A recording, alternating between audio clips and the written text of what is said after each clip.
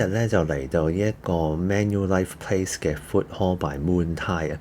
咁呢一個咧特別之處咧就係咧，佢平時閒日咧下午咧就係一個 Food Hall 嚟嘅，夜晚同埋 weekend 咧就係一間 restaurant。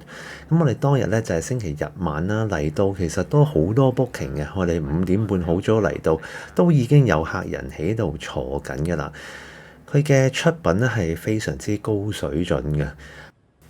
你見到佢 open kitchen 咧，廚房裡面咧大部分或者全部咧都係睇上嚟咧都係泰國人嚟嘅，咁所以佢嘅出品咧係非常之正宗嘅。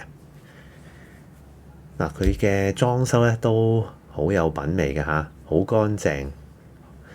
咁佢嘅景咧都有啲樹嘅景嘅，咁然之後後面咧就係牛頭角地鐵站。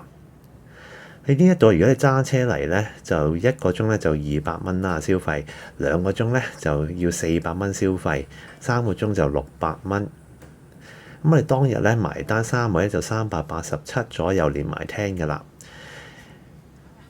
咁叫咗幾樣嘢啦，有樣嘢比較特別嘅咧就係個冬陰功湯啊。咁一碗呢啲咧其實2個人都夠晒分嘅，48蚊。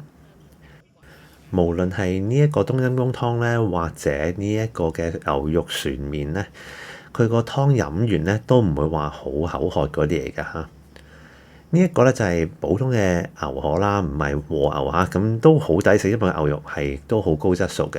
呢一個 Pad Thai咧都係好高質素，咁當然啦冇啲泰國食嗰啲粉啦，咁但係咧我覺得而家泰國咁樣咧，我相信都好多人咧唔會敢去㗎啦。咁所以如果你係揾一啲高質素而係覺得係抵食嘅泰國餐咧，我覺得呢度不妨一試，尤其是呢一個嘅燒豬頸肉啊，又係40幾蚊嘅啫。